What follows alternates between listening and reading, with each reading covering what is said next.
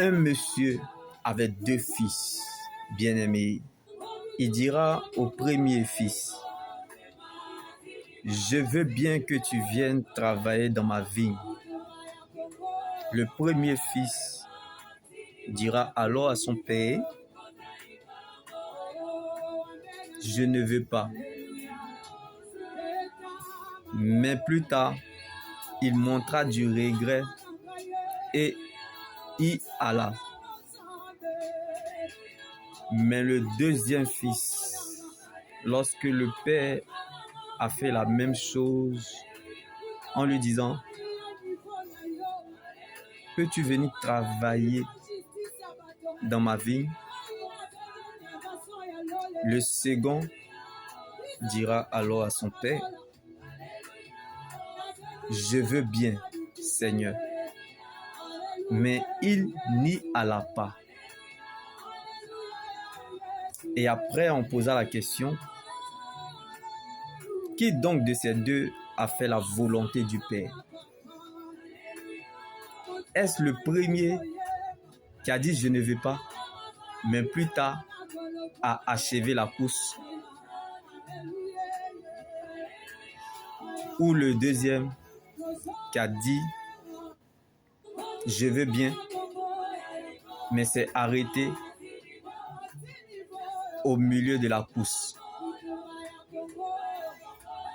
Dieu ne peut jamais commencer quelque chose qu'il ne pourra pas achever. Car il ne peut jamais mal finir ce qu'il a bien commencé.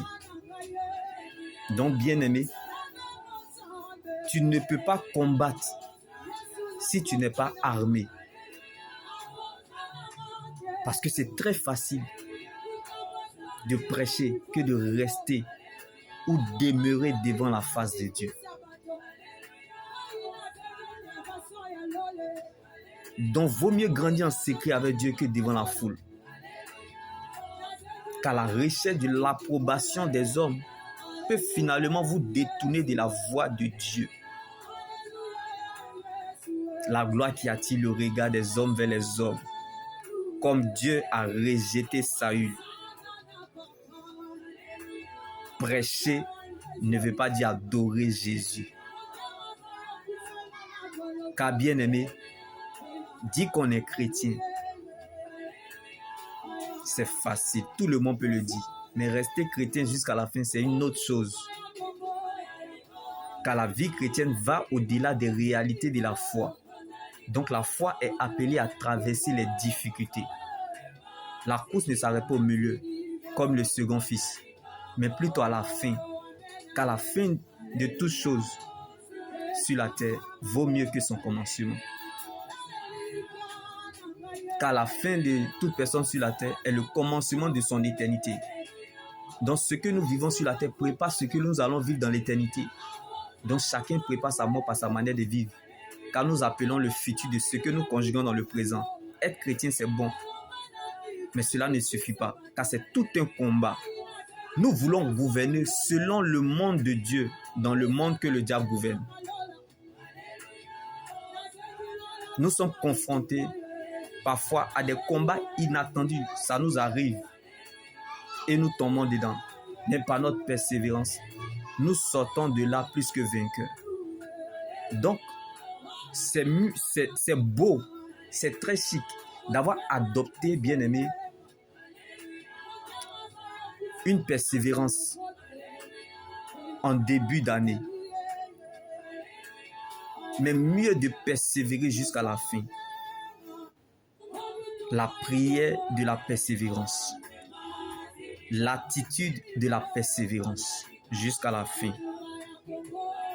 Car nous ne sommes pas de ceux qui se retirent pour se perdre, comme ceux qui ont la foi, qui s'arrêtent en chemin, en marchant par information, en se laissant impressionner par les hommes, par la réalité de ce qu'ils vivent aujourd'hui. Mais nous sommes de ceux qui gardent la foi pour sauver les âmes. Alléluia. En se laissant influencer par Dieu, en marchant par révélation. Alors ne cherche pas à savoir les prophéties futures, mais cherche plutôt à connaître le Dieu de la prophétie. Car Moïse, malgré toutes les révélations du monde mondial qu'il a reçues, il est monté à la montagne. Il a vu Canaan, mais il n'a pas pu entrer à Canaan. Il n'a pas fini l'année. Il est mort en chemin. Il a perdu la fidélité de Dieu. Il n'a pas pu terminer l'année. Moïse est mort sur la route. Mais Josué, même qui n'a pas vu Canaan, mais qui avait la révélation et la connaissance du Dieu de Moïse, est entré à Canaan. Donc ne cherche pas, bien-aimé, à savoir les prophéties futures. Car Josué n'a pas eu besoin de connaître ou recevoir les prophéties futures. Il a juste besoin de connaître le Dieu de Moïse, qui était Jésus, n'est pas la Bible, mais la parole de Dieu est la seule prophétie qui n'ira jamais son but. Alors attache-toi à ce que tu crois, car le diable n'est pas impressionné par les prophéties sur ta vie. Et les prophéties sur ta vie ne peuvent pas intimider les démons, car Satan n'est pas en congé et tes ennemis ne sont pas distraits par les prophéties sur ta vie. Donc une vision sans discipline ne connaîtra jamais son accomplissement. Et une vision sans action est un rêve. Quand le rêve a trop duré, le réveil devient brutal. Donc quand tu veux voir, il faut savoir regarder la parole de Dieu. Car il n'y a pas de vision sans révision. Quand Dieu te montre une vision, c'est parce qu'il t'a donné la provision. Donc la parole de Dieu est notre position. Shalom.